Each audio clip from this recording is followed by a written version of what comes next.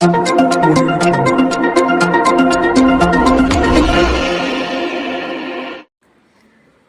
ક્લબની શહેરના પાલ વિસ્તારમાં એક સોસાયટીમાં સાપ હોવાનો ફોન આવ્યો। ત્યારબાદ નેચર ક્લબની ટીમ જ્યારે ઘટના સ્થળે પહોંચી ત્યારે સાપ નહીં પરંતુ બે દુર્લભ પ્રજાતિના અજગરના બચ્ચા જોવા મળ્યા હતા।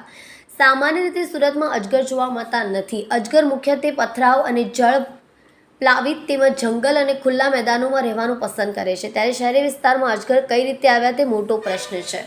સુરત શહેરના પાલ વિસ્તારમાં બે અજગરના બચ્ચા જોવા મળ્યા છે, જે સામાન્ય રીતે શહેરી વિસ્તારમાં જોવા મળતા નથી। સામાન્ય રીતે શહેરી વિસ્તારમાં જોવા ન મળતા સુરતના રહેણાંક વિસ્તારમાં જોવા મળ્યા છે, જેને ખૂબ જ દુર્લભ સંયોગ કહી શકાય। સ્થાનિકોએ જ્યારે આ અંગે મેયર નેચર ક્લબની જાણ કરી ત્યારે ઘટના સ્થળે પહોંચીને અજગરને જોઈને નેચર ક્લબ દ્વારા વન વિભાગને જાણ કરવામાં આવી હતી। બે અજગરના બચ્ચાને સાવધાનીપૂર્વક પકડી લેવામાં આવ્યા હતા। ત્યારબાદ તેઓને અનુકૂળ જગ્યા જોઈને ફરીથી જંગલમાં છોડવાની કામગીરી નેચર ક્લબ અને વન વિભાગ દ્વારા કરાઈ હતી।